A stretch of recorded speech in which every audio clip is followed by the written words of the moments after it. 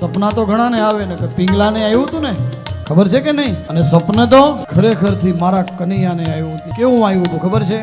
बांसुरी बेरन कौन बजाए श्याम ने सपना आवे श्याम ने सपना आवे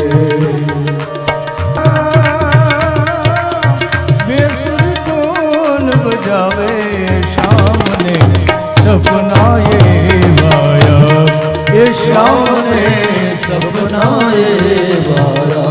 કોના સપના આવતા ખબર છે? રાધાના સપના આવતા.